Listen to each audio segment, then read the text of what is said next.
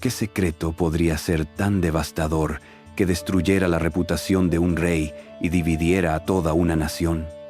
¿Puede un monarca mantener oculta su verdadera identidad mientras gobierna el reino más poderoso de Europa? ¿Qué pasaría si descubriéramos que uno de los reyes más controvertidos de Francia vivía una doble vida que desafió todas las convenciones de su época? En los salones dorados del Louvre, detrás de las puertas cerradas de las habitaciones reales, se desarrollaba un drama que cambiaría para siempre la percepción de la masculinidad en el poder. Enrique III de Francia, el último rey de la dinastía Valois, gobernó desde 1574 hasta 1589. Hijo de Catalina de Médicis y Enrique II, fue un monarca cuya vida estuvo marcada por controversias que trascendieron las fronteras de lo político para adentrarse en los terrenos más íntimos de la identidad personal. Francia en el siglo XVI era un polvorín a punto de explotar.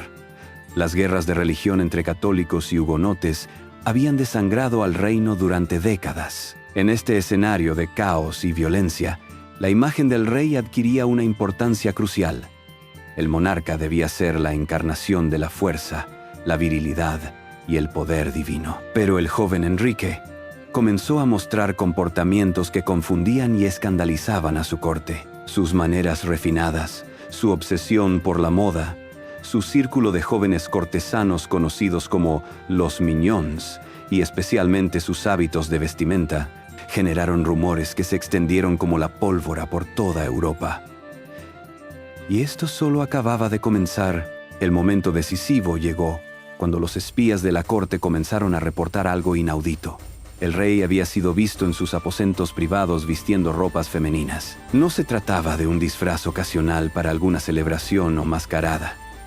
Los testimonios hablaban de un hábito regular, de una práctica secreta que el monarca realizaba en la intimidad de sus habitaciones. La noticia causó conmoción entre sus consejeros más cercanos. ¿Cómo podían manejar esta información? ¿Cómo proteger la imagen de la monarquía cuando el propio rey parecía desafiar los fundamentos mismos de su autoridad?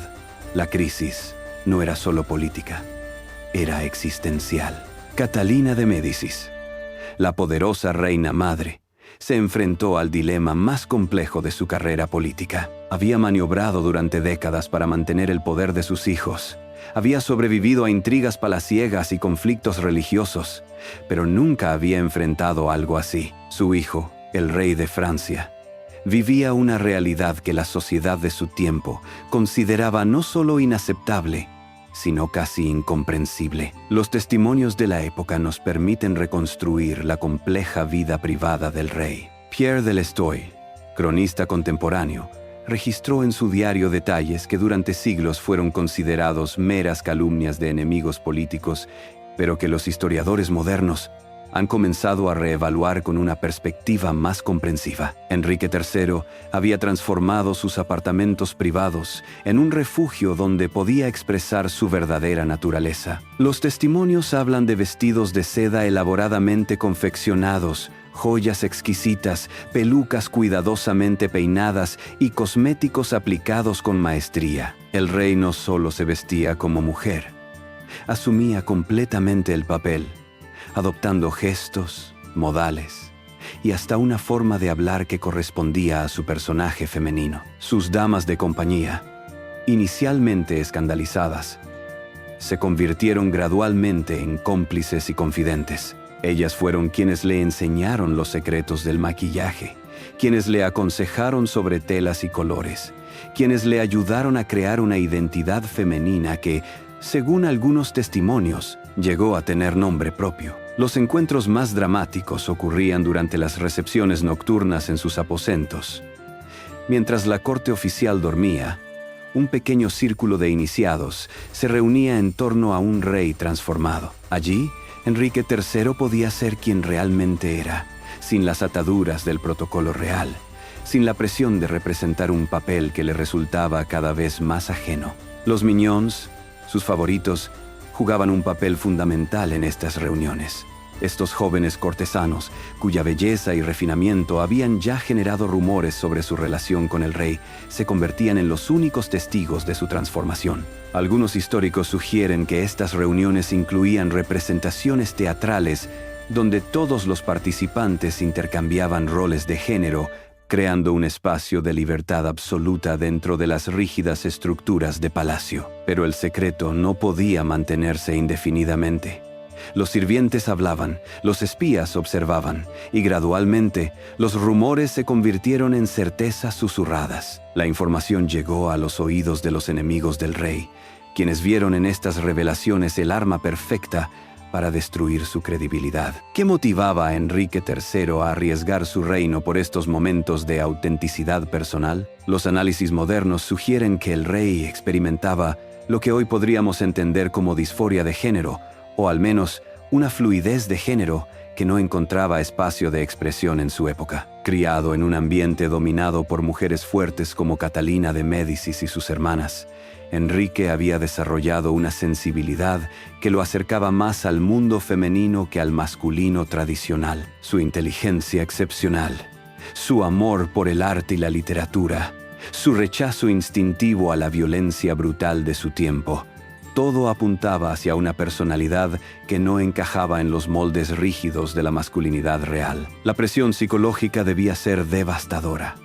Durante el día, debía ser el rey guerrero, el líder implacable, el símbolo de la virilidad nacional. Durante la noche, en la soledad de sus aposentos, podía permitirse ser quien realmente era. Esta dualidad constante, esta vida dividida entre la máscara pública y la identidad privada, generaba una tensión emocional que se reflejaba en todos los aspectos de su reinado. Los contemporáneos notaron cambios en su comportamiento.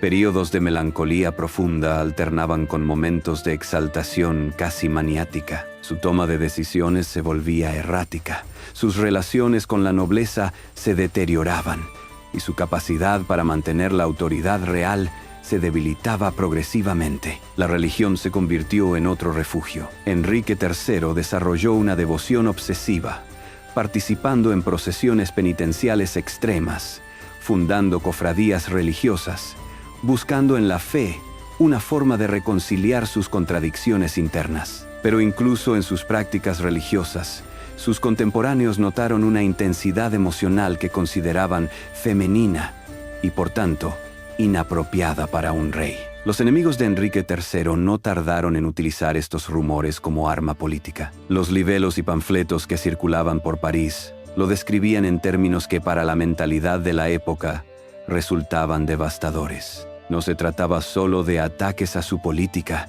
o a su gestión del reino.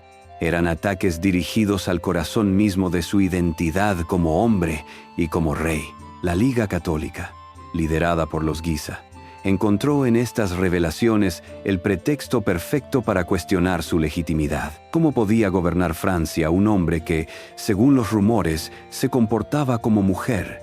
¿Cómo podía representar la autoridad divina a alguien que parecía desafiar el orden natural establecido por Dios? Las críticas se volvieron cada vez más virulentas. Los sermones desde los púlpitos denunciaban la perversión real. Los panfletos circulaban descripciones detalladas de sus hábitos privados. La propaganda enemiga construyó una imagen del rey como una figura patética, débil, despreciable. El impacto en la moral de sus seguidores fue devastador. Los nobles que lo habían apoyado comenzaron a distanciarse.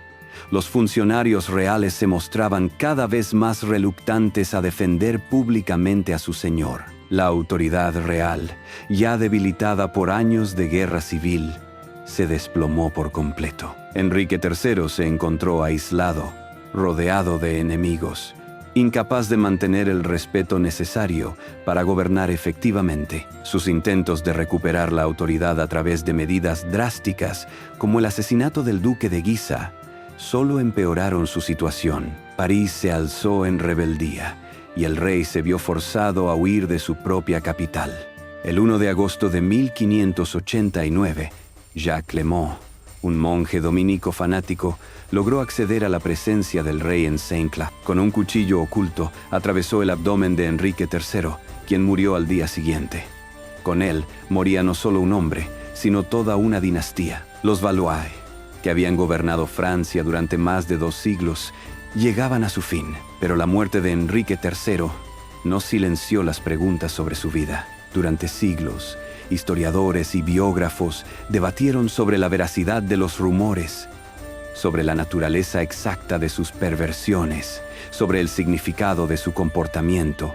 Algunos lo defendieron como víctima de calumnias políticas.